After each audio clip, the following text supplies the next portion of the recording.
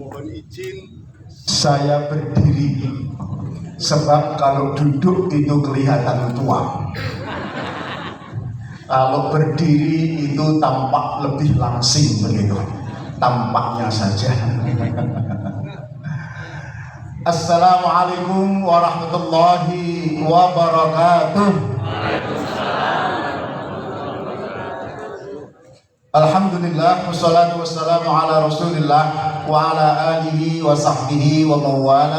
Allahumma salli ala Sayyidina Muhammad wa ala ali Sayyidina Muhammad.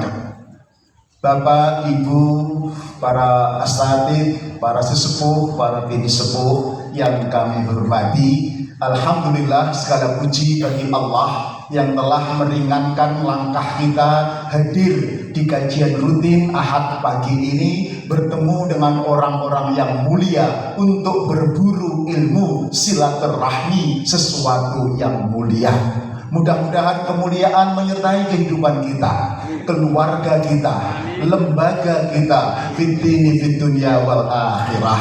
Amin ya rabbal alamin. Ibu, bapak, ketika sebuah majelis dibacakan ayat-ayat Allah, Allah selalu mengirim para malaikatnya ikut hadir mengamini doa-doa kita.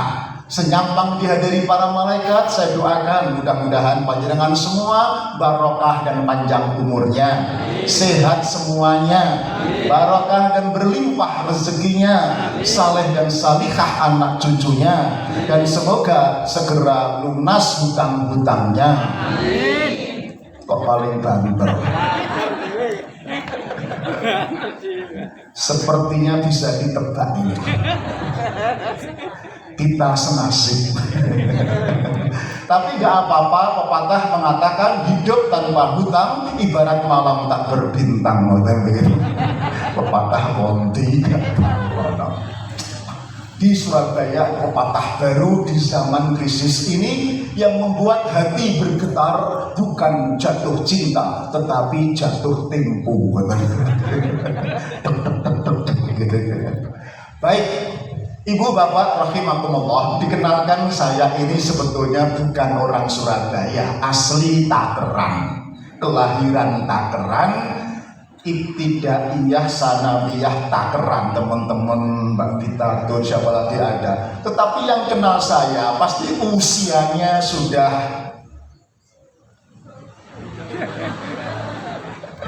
suwida, bukan sweet ya, suwida. Tapi yang muda-muda ini sepertinya belum kenal saya. Mohon izin ya, tak kenal maka ta'aruf. Nama saya Misbahul Huda, adik-adik. Saya ibtidaiyah sanawiyah Tangerang. Jadi sanawiyah itu keren, gitu ya. Kemudian teknik elektro Gajah Mada. Kemudian lama berkarir di grup Jawa Pos. Karir saya terakhir Direktur Utama Temprina, pabrik kertas Adi Prima, Direktur Utama JP Book, kemudian Direktur Utama Power Plant, ya, dan lain-lain. Jabat, tapi sudah pensiun semuanya. Jabatan terakhir Ketua RT. Mesti rotok menyak-menyak. Tapi RT saya agak keren, kecil, tetapi warga saya ada Kapolda, Polisi Jenderal Bintang 2, Pak Iqbal sama Pak Nasri. Ada Marinir Jenderal Bintang 3, Pak Kasal Ahmad Heri. Anda bisa bayangkan kalau sebuah RT warganya saja Jenderal Bintang 3, kira-kira ketua RT-nya bintang berapa? Betul, bintang 7 alias mumet. Saya ini kira-kira begitu. Di tengah kesibukan, saya pensiun dan kemudian aktif di berbagai kegiatan sosial. Ketua Ikatan Saudagar Muslim Indonesia Jawa Timur, Ketua Dewan Pakar PKS Jawa Timur, kemudian IJMI, kemudian memimpin 2 pondok tahfidz Al-Quran di Surabaya, dan lain-lain. Gitu, ya. Berikutnya anak, penting anak ini. Anak saya alhamdulillah anak 6 dan cucu hampir 11. Mesti ibu-ibu ngerasani batin. Hari ini anaknya 6 gak repot tak. Teorinya repot tapi prakteknya tidak sama. Ibu, anak 6 itu lebih enteng ketimbang 2 karena kakaknya bisa ngomong adiknya. Kalau nggak percaya silahkan dicoba dulu, baru boleh protes. Apakah Anda melihat wajah saya wajah stres kakean anak? Enggak toh? Alhamdulillah anak 6 jadi orang semua. Nggak ada yang jadi orang-orangan, nggak ada yang jadi beban. Yang pertama cewek lulusan arsitek ITS, S2-nya ITS, lulus cum laude, menguasai 4 bahasa asing, Inggris, Perancis, bahasa Jepang dan bahasa Arab. Nomor 2 teknik mesin ITB, pernah mewakili Indonesia lomba hemat bahan bakar tingkat Asia Shell Marathon. Nomor 3 langganan pemenang Olimpiade, SMP sudah LKIR juara 1, LIPI ya juara 1 nasional. Olimpiade Sains Nasional dapat medali perak nasional dari program komputer. Lalu dapat beasiswa di Turki, di Ankara, di ODTU. Ketika di Turki saya pesen, nak mumpung di Turki, bu sekalian cari istri di Turki karena cantik-cantik gitu ya. Sekalian untuk memperbaiki keturunan. Alhamdulillah gagal. Dapat istri anak Betawi yang pernah kuliah di Turki. Gak apa-apa, pokoknya mambu Turki. 4 farmasi UNER, 5 Telkom University, nomor 6 teknik biomedik FST UNER. Jadi sudah selesai dan 6 anak sudah sold out, sudah laku semua. Jadi tinggal sendiri berdua sama istri kemana-mana. Begitu sekilas tentang perkenalan. Baik, Ibu, Bapak yang kami hormati, terima kasih saya diberi kesempatan untuk sharing, bukan tausiah. Sharing itu berbagi. Di sini ada guru-guru saya. Nek ngeramai guru walat tadi. Kalau berbagi pengalaman nggak apa-apa, ya. Sharing tentang bagaimana tetap bahagia dalam badai. Kita tahu era ini penuh dengan badai. Setelah pandemi ada krisis ekonomi pasca pandemi, betul? Krisis ekonomi terasa sekali.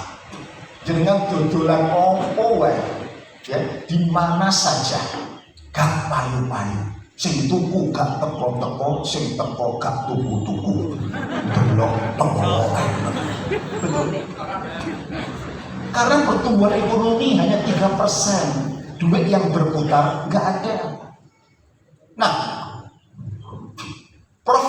Muhammad Nuh menggambarkan tantangan kehidupan ke depan, ekonomi, politik, dan macam-macam itu naik seperti deret ukur percepatannya, sementara kemampuan kita menghadapi tantangan kehidupan ini jalannya timik-timik seperti deret hitung.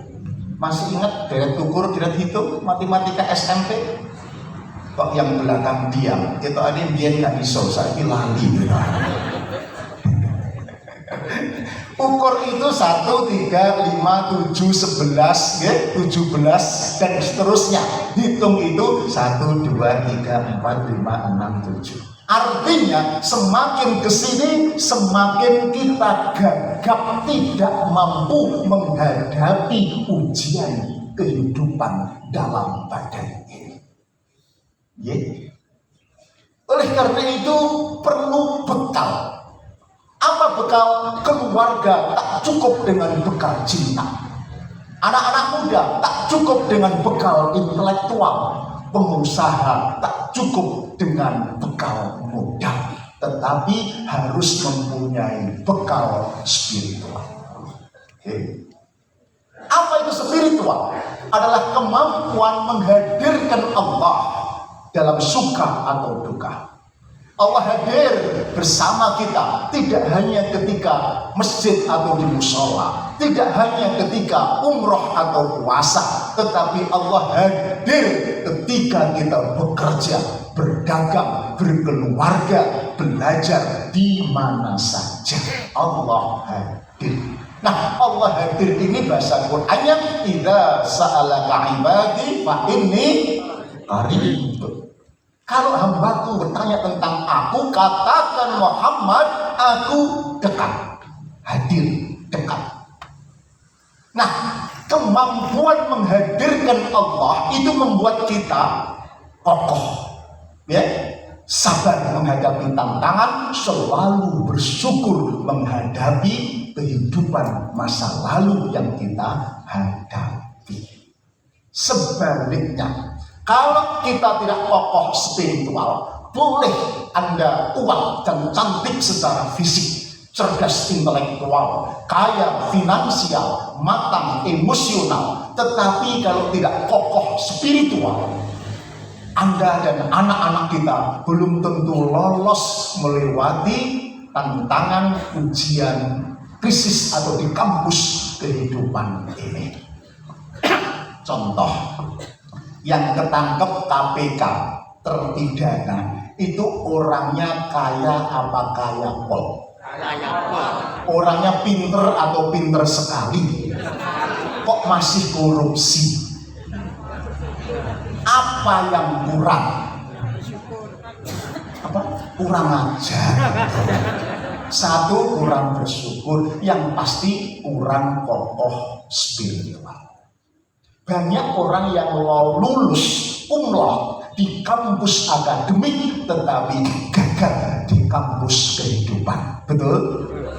Contoh yang paling tampak viral di depan mata adalah kasus Ferdy Sambo. Betul? Viral. Menghabiskan orang se-Indonesia. Orang se-Indonesia diprank, ditipu habis-habisan. Sukses akademik, betul? Iya, lulus akabri, bintang 2, gak gampang gitu. Tetapi gagal dalam kehidupan. Ya, kalau kita membangun adab, mohon maaf ya, beradab ini termasuk contoh yang biadab. Betul. Subhanallah, kita dihapusi semua. Dari drama ya gak pinter, bujuk juga pinter. Ngomongin si putri diperkosa kok cengenges gitu. Diperkosa lah itu nih, apa jenenge malu ngono lho. Diperkosa kok cengengesan, kita kan bujuk gitu. Ya Allah. Sambo baru satu yang ketahuan. Kira-kira yang tidak ketahuan banyak atau banyak sekali? MH Ainun Najib sudah agak putus asa melihat Indonesia. Ya, bukan putus asa dari hadapan Allah. Jadi nggak boleh kan? Wala tayasu mirrauhillah, yang nggak boleh putus asa melihat Indonesia ketika para ulama sudah cengengesan. Betul. Ketika para pejabat sudah uraan, ketika para pengusaha sudah ugal-ugalan. Dari mana Anda mau memulai perubahan menuju kebaikan dan kesalehan? Seminggu yang lalu saya sedang diskusi dengan sampai putus asa lah, aku lah piye gitu kira-kira. Contoh yang lain, Ibu, ada seorang guru, mantan guru besar teladan di ITB, terantuk mafia, kasus mafia migas terpidana. Guru besar teladan, kurang pinter opo. Anak kita masuk ITB susahnya minta ampun, betul? Ada yang bisa masuk tapi nggak bisa keluar. Ada begitu? Ini guru besarnya masih kena kasus mafia migas. Celakanya, ketika ditanya oleh wartawan konstituen, ada yang cengengesan, Pak, kok tidak amanah? Dengan cengengesan dia menjawab, iya, ternyata memang sulit pegang amanah, lebih mudah pegang aminah ketimbang amanah. Ngawur. Ya Allah. Itu kalau tidak ada modal spiritual. Thomas J. Stanley, mohon maaf, 2 orang profesor di George Washington University, namanya Husain Askari dan S. Rahman. melakukan penelitian tentang ritual dan spiritual. Oke. Metodenya sederhana. Dari Al-Quran dan Sunnah itu diambil nilai-nilai utama universal dari Al-Quran. Orang Islam itu harusnya jujur, disiplin, apalagi menghargai, apalagi bersih, antri, profesional, apalagi ada 100 kriteria. Lalu dipakai untuk memotret 208 negara. Negara mana yang praktek kesehariannya cocok dengan nilai Quran tadi, lalu di ranking mana yang paling cocok, mana yang tidak cocok. Rankingnya namanya An Economic Islamicity Index. Yang menarik ternyata ranking 1 yang paling cocok dengan Quran itu malah negara Selandia Baru. Nomor 2 Luxembourg, berikutnya Iceland, Denmark, Finland. Indonesia ini kok gak betul ya. Indonesia ranking 105. Timur Tengah 90 ke atas, Malaysia 35. Kesimpulannya, umat Islam sedunia termasuk Indonesia lebih suka dengan semarak ibadah ritual untuk kepuasan individual, tetapi kering dan kosong dengan aspek spiritual untuk kerja profesional, untuk kemaslahatan sosial. Ritual oke, spiritualnya belum oke. Contoh, umroh haji ritual. Haji 20 tahun dienteni. Umroh saben tahun dilakoni. Jutaan orang Indonesia pulang umroh, pulang haji, tapi negeri ini tak pernah sepi dari kasus korupsi. Di departemen baru sampai yang jawab loh ya Allah. Kan faktanya begitu. Ya, ritualnya kenceng. Sholate, posone, hajine, umrohe saben tahun. Tetapi amal spiritual dalam kehidupan sama sekali tidak menunjukkan kemuslimannya. Itu yang membuat umat ini terhinakan. Tidak yaklu wala yu'la alaih. Baik, sekarang masuk. Apa manfaat kalau kita kokoh spiritual? Kira-kira mengatakan ibu bapak. Iman, kira-kira ya, narasinya begitu. Artinya percaya, setuju? Orang yang beriman pada Allah adalah sosok yang percaya diri, pede. Ya, menghadapi masalah apa saja, di mana saja, kapan saja. Pede bukan sombong, aku kok bukan. Pede karena punya Allah yang hadir, yang qarib, betul? Pede menghadapi masa lalu namanya syukur, pede menghadapi masa depan namanya sabar atau optimis. Cirinya, kalau ada orang mengaku beriman kok tidak pede, gak syukur, gak sabar, ada something wrong di dalam keberimanannya. Ada yang salah dalam tauhidnya. Punya Allah Asmaul Husna kok gak pede. Meskipun orang itu tiap malam zikirnya pakai Asmaul Husna, pakai tasbih ibu-ibu, tasbih sampai merotoli, gitu. Kok gak pede. Lisannya basah, hatinya gak nyambung. Kata orang Joko sembung naik ojek, gak nyambung ojek. Tak berlebihan kalau kemudian Rasul bersabda, iman itu sederhana, nisfahu asyukru, nisfahu as-sabru. Betul? Separuhnya syukur, separuhnya sabar. Refleksi keberimanan. Pernah dengar cerita Bu, keluarga ahli surga, modalnya hanya syukur dan sabar. Suami istri ini orang Timur Tengah, suaminya itu orang Ethiopia. Ibu orang Ethiopia itu kulitnya hanya 2, kalau nggak hitam ya hitam pol. Yang putih cuma giginya sama matanya kelop begitu ya. Istrinya cantik dari Palestina, putih begitu, saking cantiknya si suami ngelihatin terus kemanapun istrinya pergi, sampai salah tingkah, lalu bertanya, ngapain toh Pak, kok kamu ngelihatin terus begitu? Kata suaminya, apakah aku tidak boleh menjadi suami yang bersyukur? Ingatasi saya seitem ini kok dapat jodoh secantik kamu. Kata istrinya, alhamdulillah Pak, mudah-mudahan ini menjadi tiket kita berdua masuk surga. Papa masuk surga lewat pintu syukur, sedangkan saya masuk surga lewat pintu sabar. Sabar, dibujui rembuat, medit ngamuan, sampai Allah. Pesan moralnya buat ibu-ibu di sini, kalau ada yang bernasib sama dengan ibu Palestina tadi, pesan moralnya sama Bu, disyukuri, disabari, diopeni, ditelateni. Nek jet ngamu anjar noai, kalau mati-mati diri. Ngamuan biasa. Syukur sabar menika substansi keimanan kita. Terus implikasi atau implementasi dari tauhid yang betul itu sikapnya, ingat syukur, sabar, dan satu lagi nanti simplicity.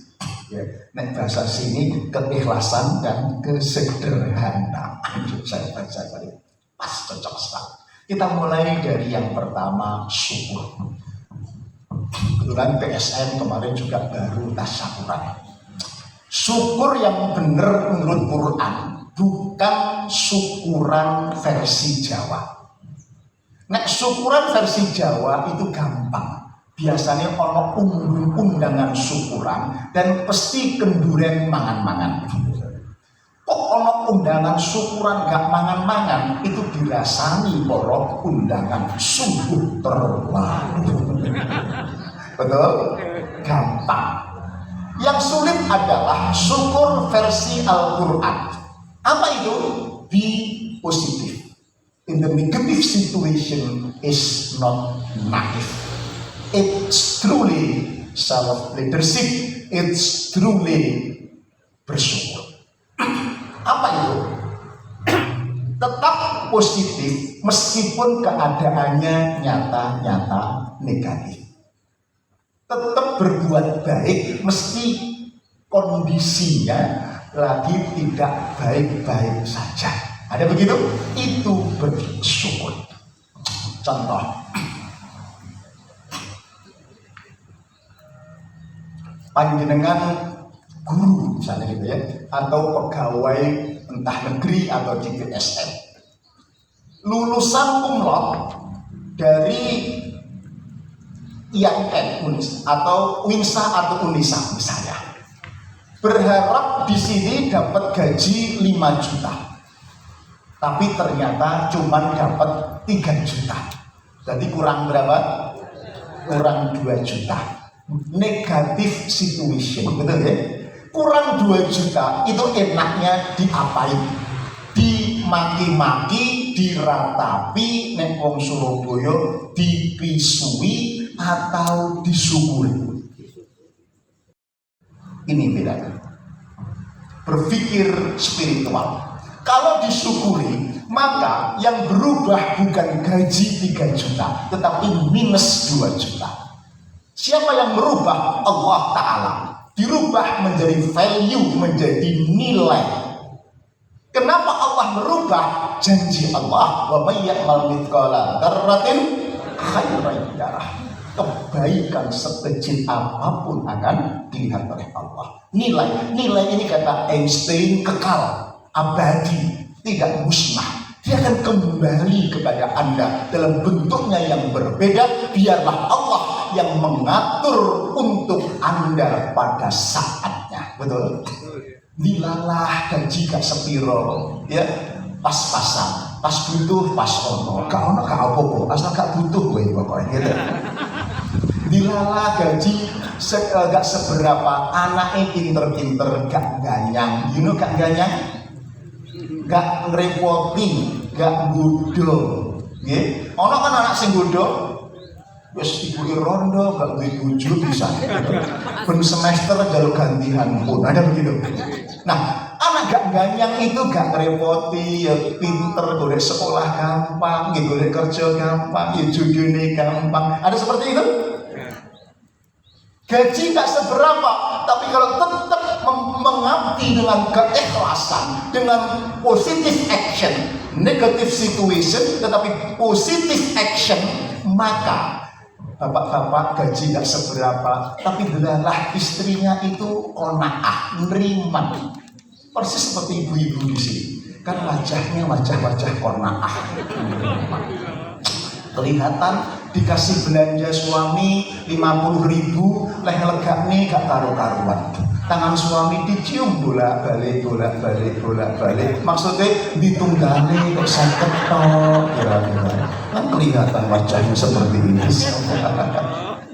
Neriman atau qanaah. Bapak Ibu, almarhum bapak saya Pak Muslim tahu ya? Berwasiat kepada saya, "Nak, kamu besok nang diwai gajimu piro wae sing entengan tulung liyan ya." Terus ya, ojo perhitungan, tahu perhitungan? Ojo transaksional. Nek wong sing mbok bantu gak ngerti balas budi, gak usah risona. Allah gak sare. Allah mencatat, menggerakkan tangannya orang lain untuk menolong kamu.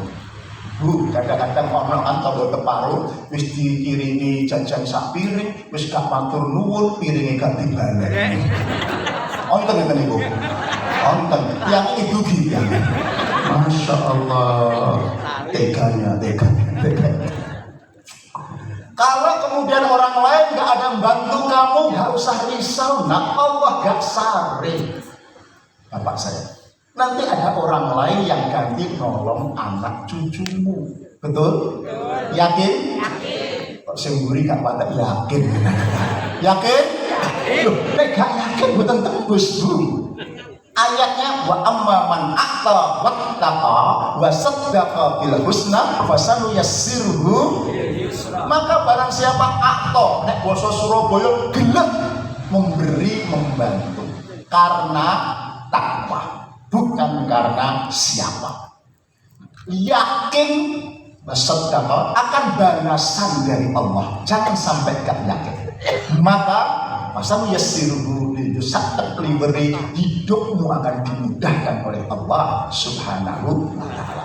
Ternyata bukan janji bapak saya, ini janji Allah taala. Betul Bu, saya praktekkan semampu saya, gak moyo-moyo. Ada orang datang ke rumah minta tolong tak tulungi, ada minta nasihat tak nasihati. Ada orang utang tak utangi, gak punya uang ya tak semayani. Alhamdulillah, anak saya dimudahkan oleh Allah. Ya, mulai sekolahnya, keingin cita-citanya sampai jodohnya. Contoh, anak saya pertama itu mimpinya arsitek, pengen lihat arsitektur Perancis dan Eropa. Tapi karena anak barep gak pengen ngerepoti wong tua. Lalu dia kursus bahasa Perancis, lomba, ya, berdebat bahasa Perancis, menang. Satu negara satu. Hadiahnya camping di Jenewa, ya, di Paris. Sebelumnya kalau pemenangnya cewek itu pasti gak jadi berangkat karena bapaknya tidak mengizinkan, ya, anak wedok camping itu tadi Jenewa. Neng Tawang Mangu ini sarangan ngono udah kira-kira gitu ya. Gak tega, saya tega bisa lepas. Anak itu tidak hanya camping 2 minggu di Jenewa, satu negara cuma satu dengan negara-negara bekas jajahan Perancis, ya. Tetapi dia malah extend, aku extend tak muter-muter ke Eropa ya 2 minggu jadi 1 bulan. Anak wedok dewean muter-muter neng Eropa 1 bulan. Ngono gak njaluk sangu bapake. Genti aku tak dulu loh. Kowe extend 2 bulan neng Eropa, 1 bulan di Eropa. Gak njaluk sangu. Kamu nginep di mana? Wong tua, anu bah numpang. Di mana deh? Loh, di mamanya pacarnya teman saya. Kecil adoy. Mamanya pacarnya kok yo diupaini. rong dino rong bengi diajak melaku-melaku, dipinjami sepeda. Padahal ini di Jenewa, bukan di Kilingan, bukan. Apakah ini kebetulan? Apa ini kebetulan? Tidak. Allah yang menggerakkan tangannya orang Jenewa menolong anak saya. Karena saya yakin kalau membantu orang di sini, anak saya akan dibantu orang lain. Demi kerja praktek di Bali, orang sibuk cari rumah mahal, anak saya dapat gratis. Yang Telkom di Cibubur, orang lain bingung cari rumah anak saya. Mas aku udah rumah 60 kabeh milih salah siji ngono. Gratis di sana. Apa ini kebetulan? Termasuk saya ketika di Jawa Pos sama ngikuti arahan sing bapak sing entengan tulung liyan. Yang muda-muda adik-adik mas, ketika saya masuk teknisi elektrik di Jawa Pos, gaji saya 152.000 isi ilingan. Tapi meskipun gajinya UMR, saya tidak mersulo, ya, tidak mokong ataupun sambat. Saya memberi yang terbaik. Tidak hanya ngurusin elektrik, saya bantu teman mekanik, gak lama naik menjadi kepala bagian teknik. Di kabak teknik saya bantu bagian produksi, gak lama naik lagi manajer produksi karena menguasai produksi, betul. Di situ saya bantu bagian keuangan, penghematan, listrik, energi, bahan mentah, bahan baku, bahan pendukung. Lama naik direktur operasional. Ketika Jawa Pos tak jarak jauh, pasang mesin ke Kalimantan, ke Riau, ke Lombok, ke Manado, saya bantu masang relokasi mesin. Kalau pakai jasa orang lain 60 juta tahun 90-an, pakai saya gratis, gitu, tak bantu semua. Gak lama bos tahu, anak ini kok suka bantu, naik lagi direktur utama Temprina. Umur saya baru 31 tahun. Meskipun sudah di Temprina, saya tidak berhenti. Pemesan bapak muslim itu sing entengan tulung liyan. Ada pabrik kertas Adi Prima, marketnya kesulitan. Ada tender pemilu tahun 2004. Nih mana dokumennya? Tak masukkan, tak kawal, menang 15M. Tak masukin, saya nggak minta apa-apa. Bos ngerti, anak ini orang Temprina kok ngewangi pabrik Adi Prima. Dilalah direktur utama bermasalah. Dilalah itu karena adilnya Gusti Allah. Diminta merangkap direktur utama Adi Prima, rangkap lagi power plant, rangkap lagi JP Book. Umur saya baru 41 tahun. Ibu, karir yang saya peroleh bukan karena cerdas intelektual, tetapi spiritual, entengan tulung liyan. Bukan karena pinter, tetapi kalau goblok ya enggak lah. Setuju? Jadi wasiat orang tua, Al-Quran, sharing saya sudah mencoba melaksanakan, hasilnya seperti yang saya ceritakan. Bukan mengada-ngada, ya. Silahkan ditanya. Ada beberapa di sini yang putranya ikut saya, silahkan ditanya. Baik, itu syukur. Ya. Asyukru ala kulli hal, di mana saja, kapan saja, banyaklah memberi, berbagi. Ya, kebaikan itu tidak akan sirna. Ya. Udah, kalau jenengan nggak kebagian, putra-putri dimudahkan oleh Allah. Pak Sarjo, putranya, putra-putrinya bisa sekolah kemana-mana. Masa mimpi seperti itu? Enggak. Sampai di sini, lah, ya, saya sukses itu di Tangerang, Mas Sarjo. Nggak dilelem, nggak dipuji, Mbak Bin. Misbah hebat, enggak. Ngelemnya begini, misbah hebat itu nipis kesalehannya Pak Muslim. Pernah dengar? Sering. Pak Dahlan hebat, betul? Itu gak dilem, Pak hebat. Pak Dahlan hebat itu nitis kesalehannya Mbah Iskan. Siapa yang tahu Mbah Iskan?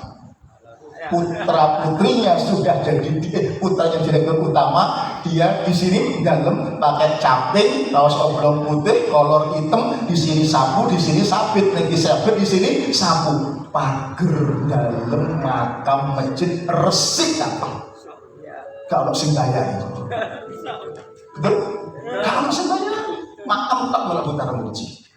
Apakah Allah menyia-nyiakan pekerjaan seperti ini? Tembus keikhlasan tembus. Yang kedua, sabar. Ibu, sabar itu bukan seperti Pak Jawa, sabar ngurus dodo, sabar. Itu sing ngalus dodo nih tok. Sabar itu bersama Allah menghadapi masalah. Ya, Allah hadir. Tidak hanya ketika di atas, juga ketika di bawah bersama Allah. Pesan Imam Ibnu Athaillah Al-Askandari dalam kitab Al-Hikam mengatakan, kalau panjenengan kena musibah, jangan seperti anjing. Apa maksudnya? Anjing itu kalau dilempar tulang oleh tuannya, begitu. Anjing lari kemana? Rebutan tulang, lupa kepada tuannya. Kita manusia, iman punya Allah. Ketika dilempar musibah, ujian oleh Allah, jangan seperti anjing. Jangan menghadapi ujian sendirian. Menyombongkan pendekatan akal. Betul. Lalu mendekatlah kepada Allah. Mintalah kekuatan dari Allah, karena la haula wala quwwata illa billah. Lalu bersama Allah hadapilah masalah.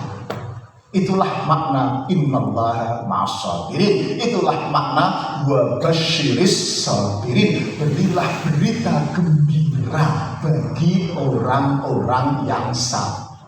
Artinya ujian segede apapun, orang beriman itu sabar. Berita gembira, gak ngamukan, gak baperan, gak uring-uringan, ya, gak gampang stresan, ya kan, senyum, cool, ya, apa,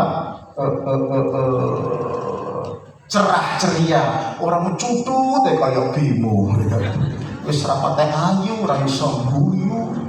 Melek kok dipek dhewe. Ya pantes gak laku-laku. Betul? Senyum. Apapun yang dihadapi, wa basyiris sabirin, berilah berita gembira kepada orang-orang yang sabar. Bapak Ibu, A'agim mengatakan, orang yang ngamukan, marahan itu pertanda tambahnya tidak sepadan dengan beban masalah yang dihadapi. Ya, beban kehidupan tambah ruwet, tapi gak gelem nambah ilmu. Panjenengan berburu ilmu di sini, mudah-mudahan bisa mengurangi emosi, marah dan semacamnya. Betul? Karena tambahnya ilmu lebih tinggi ketimbang beban masalah yang dihadapi. Mau contoh? Orang yang ngamukan biasanya gak patek pinter gina penggih. Contoh, ibu-ibu kemarin waktu putra-putranya BDR belajar online. Masih ingat? Oke. Itu disurvei ada kekerasan verbal naik 65%. Kekerasan verbal itu ngomel-ngomel. Celakanya ibu-ibu ngomel-ngomel. Sing diomeli bukan hanya anaknya, ya. Bojo morotua ponaan santak kabeh. Kekerasan fisik menempeleng nyetot, ya, jewer itu naik 16%. Ada yang membunuh anaknya, betul? Mengapa? Kok bisa seperti ini? Biasanya ibu gak patek pinter. Ngamuk. Contoh, anak SD tanya mama ada PR, ini persamaan dan pertidaksamaan gimana? Aduh nak, mama dulu nggak bisa, sekarang lupa katanya begitu ngeles. Ya. SMP nanya ma, ini gimana? Ada PR, sin kos tangan, kotangan. Waduh, mama yang ingat cuma satu, fungsi kotangan katanya begitu. SMA nanya, "Ma, ini gimana integral tumpuk 3?" Mamanya pinter. Sini, biarpun mama ibu rumah tangga gak kalah dengan gurumu matematika. Sini, jangankan integral tumpuk 3, tumpuk 5 mama bisa. Oh, tak itu tumpuk 5. Itu pinter tiba ngamuan. Ya, kalau gak pinter, makanya berguru ilmu ini bukan penting, penting sekali agar hati kita lebih sabar, tawakal, bersyukur apapun yang kita lakukan. Saya teruskan.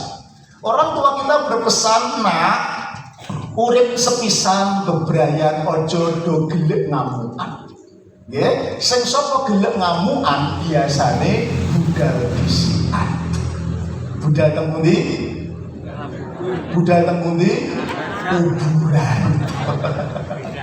Survei membuktikan laki-laki harapan hidupnya lebih pendek ketimbang wanita. Laki-laki rata-rata 65 tahun, wanita lebih dari 70 tahun. Betul?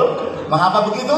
Satu, karena laki-laki itu suka ngamuan, emosian, marahan. Yang kedua, laki-laki terlalu sering diomeli sama istrinya. Makanya cepet mati. Pesan saya ibu-ibu, kalau ngomel sama suami jangan lama-lama. Ingat pesan film, to be continue for tomorrow. Diteruskan besok, jangan dientek-entek dino iki. Kasihan bapak cepat mati. Ibu bapak rahimakumullah, sabar menghadapi situasi ini penting. Mau tahu ukuran kekuatan orang yang sabar dan hanya berharap kepada Allah. Satu cerita. Rekor terlama orang terdampar di tengah lautan hanya dengan sebilah papan itu dimenangkan oleh orang Ethiopia 77 hari. Kok dimenangkan? Ini bukan perlombaan, ini kecelakaan. Biasanya kalau di Indonesia ada kapal pecah, tim SAR mencari korban berapa hari? Seminggu paling ya. Gak ketemu, dibiarkan, dianggap mati semuanya. 77 hari. Kok bisa kan begitu? Si Ethiopia itu ketika 14 hari mau menyerah, tapi dia berharap jangan-jangan besok ada pertolongan dari Allah. Dia bertahan. Minum air hujan, makan ikan, tahan 40 hari, 50 hari, 70 hari. Dia mau menyerah juga, tapi masih menyisakan setitik harapan. Jangan-jangan besok pertolongan dari Allah. Tahan lagi, minum darah ikan, bangkai pun dimakan. Akhirnya betul 77 hari ketemu nelayan, akhirnya terselamatkan. Lalu pertanyaannya, apa yang membuat si Ethiopia tahan 77 hari? Berapa? Pertolongan Allah. Lebih tepatnya lagi? Percaya. Lebih tepatnya betul. Harapan, percaya, harapan yang disandarkan kepada Allah. Bahasa Qur'annya iyyaka na'budu wa iyyaka nasta'in. Saya diajari Abah ilmu balaghah. Kenapa? Strukturnya na'budu iyyaka wa nasta'inu iyyaka. Kenapa iyyakanya didepankan? Karena litakid, untuk menguatkan hanya kepadamu ya Allah kami menyembah dan hanya kepada Allah kami minta pertolongan. Itu kekuatan. Itu kekuatan seperti Ethiopia, kekuatannya 1100%. Maksudnya rata-rata 7 hari, ini 77 hari. Kekuatan. Tak berlebihan kalau ada ulama yang mengatakan Al-Quran itu diringkas Al-Fatihah. Al-Fatihah diringkas itu iyyaka na'budu wa iyyaka nasta'in, bersandar hanya kepada Allah. Baik, yang ketiga ibu bapak, untuk bisa mudah bersyukur dan kokoh bersabar, resep yang ketiga, hidup sederhana, simplicity. Hidup kesederhanaan. Ibu, sederhana itu bukan miskin, Sederhana bukan kaya. Kaya itu keadaan hidup, miskin keadaan hidup, sederhana pilihan hidup bijaksana. Maksudnya masih kaya tetap sederhana. Nek miskin gak sederhana, ya tetap kebablasan terus. Miskin pakaian pola. Oke. Jadi bukan miskin, kaya pun sederhana. Kenapa? Dengan sederhana, panjenengan bisa memahami ayat An-Najm wa annahu huwa aghna wa aqna. Dialah Tuhanmu yang memberikan kekayaan kepadamu dan mencukupkanmu. Ibu, ada jaminan dari Allah. Rezeki yang sampai kepada panjenengan sak temene cukup untuk hidup, meskipun belum tentu cukup untuk membiayai gaya hidup. Cirinya gampang. Kalau di masa krisis ini, kok di rumah banyak gesekan, banyak pertengkaran, ya, banyak cekcok. Ya. Ingat hukum Newton waktu SMP. Gesekan berbanding lurus dengan gaya-gaya. Masih ingat? Kalau di rumah banyak gesekan, pertengkaran, mungkin uripmu kakean gaya. Gaya penampilan, pola makan, pola pergaulan, nomor 4 kakean pola. Nah, kakean pola itu sehingga terasa kurang. Orang tua kita menasehati, nak, urip iku sak temene sederhana, sing gare ruwet iku lak pikiranmu. Setuju? Nak, urip iku sak temene murah, sing gare larang iku lak gengsimu. Setuju? Kok sing mburi ora patek setuju. Saya cerita, di rumah saya tinggal berdua. Sering gak masak. Ya berdua, timbang sore bingung masak, beli pecel tak bungkus. Ya. Di Surabaya sudah harga 8.000, sudah ada lauk bayat, tahu atau tempe. Ya. Ada usus, ada jeruan, gak berani ngambil karena kolesterol. Ada daging, ya gak kepingin mergo selilitan. Ya. Terus tomat lah ono. Setuju, Bu? Petangnya Bu, 8.000 tak bawa pulang makan berdua. Berarti per orang berapa? 4.000. Murah apa murah? Murah. Sehingga larang nek Surabaya ngemol 50.000 belum dapat minum. Pertanyaannya, sing ngakon ngemol sopo gitu.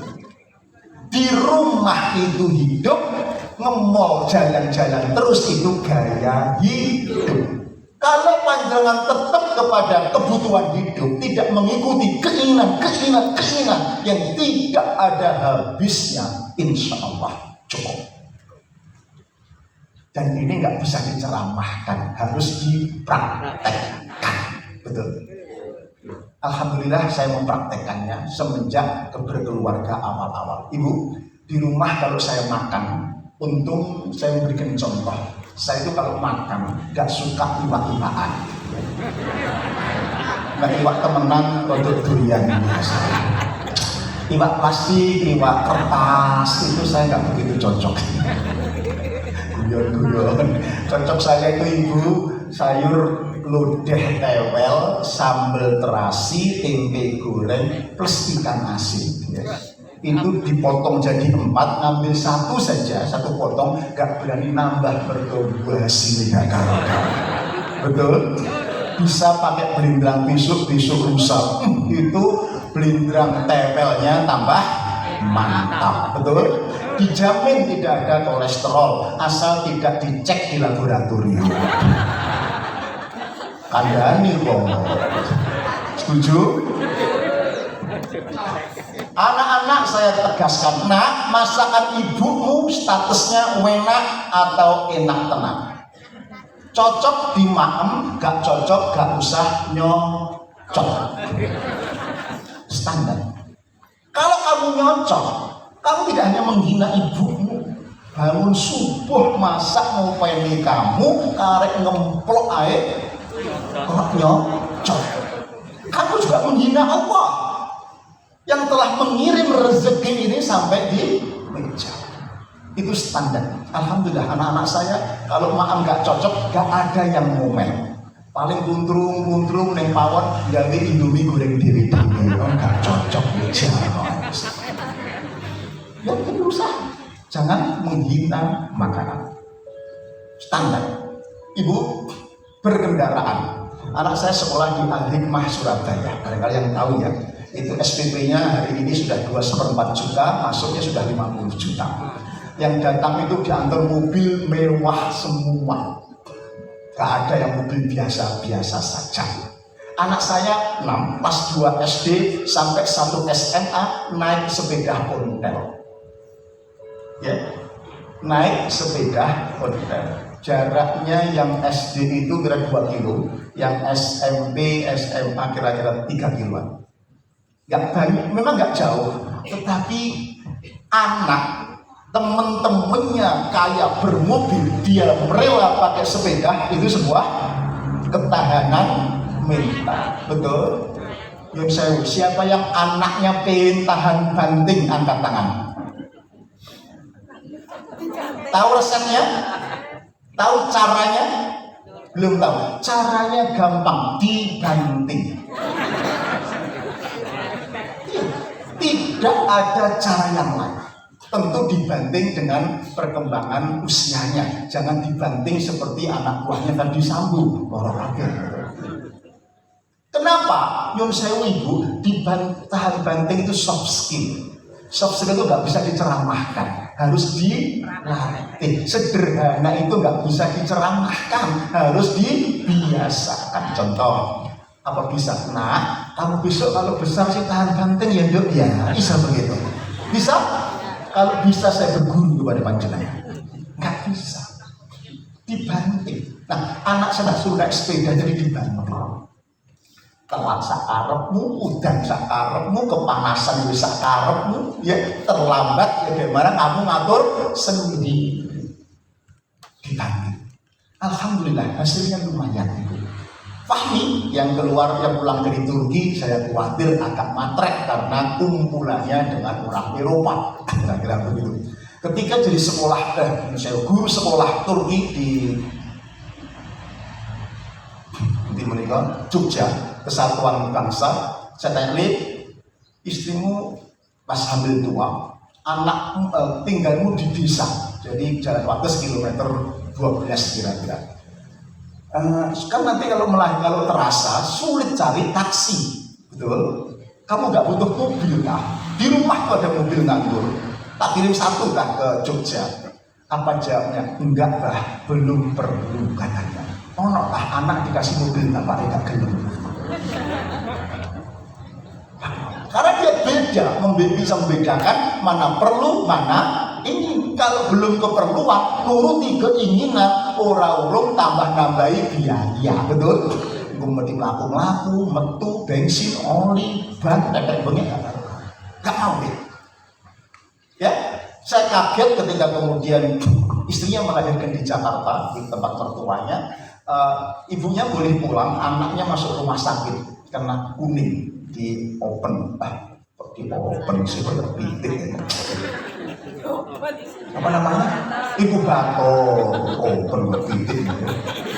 Inkubator 4 hari. Saya tanya, nak, kamu punya uang untuk apa bah? Dia nebus anakmu itu? Ada bah, 50 juta lebih. Kok akeh? Ya, rencana untuk daftar haji berdua.